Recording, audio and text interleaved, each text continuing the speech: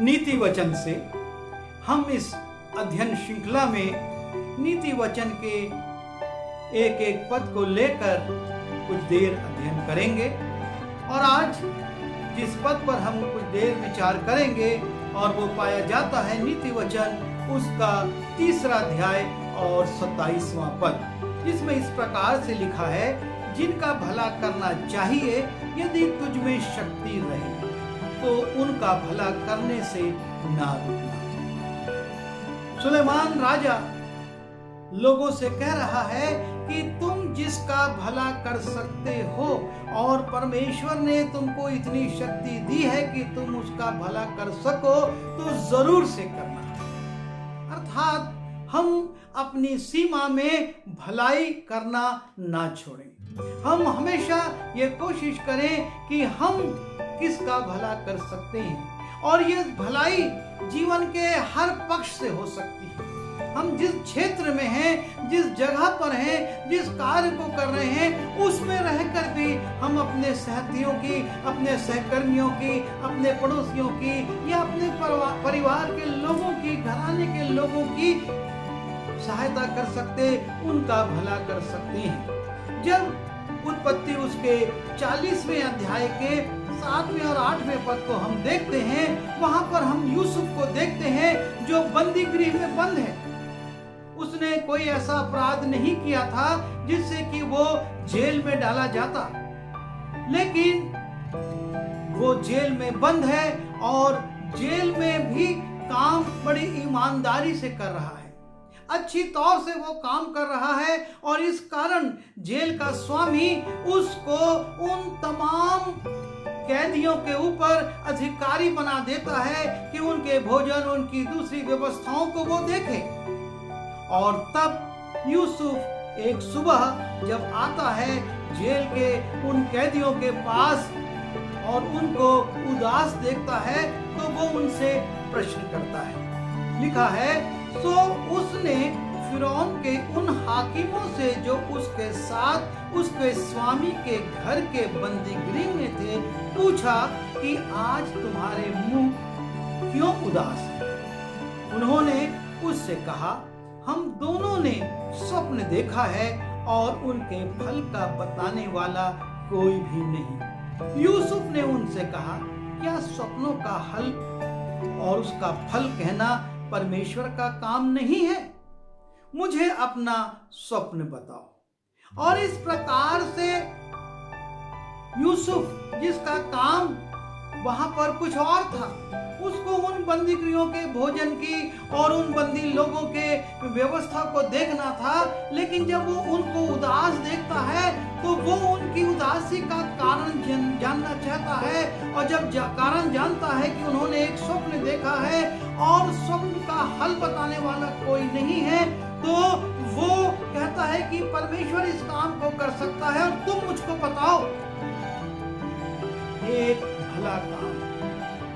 वो स्वप्न बताने की कुवत रखता था। वो परमेश्वर से उसका सीधा संबंध था और वो जानता था कि परमेश्वर मुझको बताएगा और मैं इनको बता सकूंगा। और वो उन लोगों को स्वप्न का अर्थ बताता है। और इस प्रकार से जो पिलाने वाला था उसको वो बताता है कि 3 दिन के बाद तू छोड़ दिया जाएगा, अपने पद पर फिर से चला जाएगा। और जो पकाने वालों का प्रधान था उससे कहता है तेरे को सिर काट दिया जाएगा और पेड़ पर लटका दिया जाएगा। वहां पर वो बंदी है यूसुफ वहां पर दूसरे काम के लिए नियुक्त है, लेकिन जब वो देखता है कि इन लोगों की समस्या है, ये स्वप्न का अर्थ नहीं समझ पा रहे हैं, वो परमेश्वर की सहायता से उनको स्वप्न का अर्थ बताता है।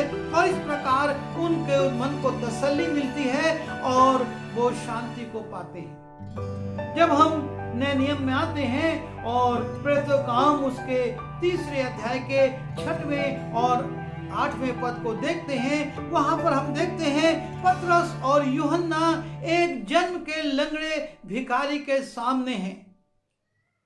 साधारण परिस्थिति के लोग हैं, ये ज्यादा धन संपत्ति नहीं रखते और जब वो उस भिखारी के सामने जाते हैं और वो आशा से उनकी ओर देखता है, उनकी ओर भीख मांगने के लिए हाथ बढ़ाता है, तब पतरस उससे कहता है, तब पतरस ने कहा, चांदी और सोना तो मेरे पास नहीं है, परंतु जो मेरे पास है वो तुझे देता हूँ। यीशु मसीह नासरी के नाम से चल। पतरस स्वीकार करता है, मैं धनाढ्य नहीं हूँ, मैं तुझको सोने चांदी के सिक्के नहीं दे सकता, लेकिन फिर भी मेरे पास कुछ है जो मैं तुझको दे सकता हूँ। और यही है भला करने की लालसा। जरूरी नहीं कि हम लोगों का पैसों से भला करें, हम उनके लिए सहायता फंड दें या उनके लिए कोई ट्रस्ट बनाएं, लेकिन हमारे पास जो है, जैसा है, हम उससे उनका भला कर सकते हैं। और तब लिखा है, और उसने उसका दाहिना हाथ पकड़ के उसे उठाया और तुरंत उसके पांवों और टखनों में बल आ गया। उसके पास, पतरस के पास सोना चांदी नहीं था, पर प्रभु यीशु मसीह की दी हुई आशीष थी और वो वरदान थे जो कि उसने उसको दिए थे कि तुम सामर्थ के काम करो। और तब वो उसके हाथ को पकड़ता है और कहता है, उठ, और वो टखनों के बल और अपने पांव के बल खड़ा हो जाता है। और लिखा है, और वो उछल कर खड़ा हो गया और चलने फिरने लगा और चलता और कूदता और परमेश्वर की स्तुति करता हुआ उनके साथ मंदिर में गया। यह है भला। यदि तुझ में किसी का भला करने की शक्ति है तो तू उसका भला करने से अपने हाथ को ना रोकना। परमेश्वर आपसे और मुझसे यही चाहता है। बंदीगृह में यूसुफ उन दो व्यक्तियों को स्वप्न का अर्थ बताकर उनका भला करता है, और पतरस इस जन के लंगड़े को सोना चांदी नहीं, लेकिन वो वरदान जो उसके पास था उसका उपयोग करके चलने की शक्ति देता है। मैं स्मरण करता हूँ जब हमारी मामा थी और वो इस मोहल्ले में रहती थी जहाँ बहुत साधारण लोग थे, और हमारे पापा शिक्षक थे। वो उनकी आर्थिक सहायता नहीं कर सकती थी उन लोगों की, लेकिन उनके बच्चों को निःशुल्क ट्यूशन पढ़ा देती थी और उन स्त्रियों के पत्रों को वो लिख देती थी, और इस प्रकार से वो उनका भला करती थी। और आज उनके जाने के बाद भी वो बच्चे जो जवान हो चुके हैं उनको स्मरण करते हैं। परमेश्वर यही चाहता है कि हम भला करने के लिए सिर्फ पैसे की ओर ना देखें, अपनी योग्यताओं पर देखें कि हमको परमेश्वर ने क्या योग्यता दी है और उस योग्यता से हम किसका भला कर सकते हैं। प्रभु हमारी सहायता करे कि हम अपनी योग्यताओं को पहचाने। यूसुफ ने स्वप्न के अर्थ बताए, पतरस ने उस लंगड़े को सामर्थ से चलने के लिए खड़ा कर दिया, और हमारे आसपास जो निर्धन लोग हैं उनको हम ज्ञान बांट सकते हैं, उनकी हम किसी रूप में पत्र लिखने या और किसी रूप में उनके फॉर्मों को भरने में सहायता कर सकते हैं। प्रभु हमारी सहायता करे कि हम भी भला करें। आइए दुआ करें। प्रभु जी हमारी सहायता कीजिए कि हम अपने आसपास के लोगों को देखें और जो भी योग्यताएं हमारे पास हैं उन योग्यताओं से उनका भला करके आपके नाम की महिमा करें। क्योंकि प्रभु जी जब पतरस ने उसको उठाया, लिखा है वो उनके साथ उछलता कूदता और परमेश्वर की महिमा करता हुआ मंदिर में चला गया।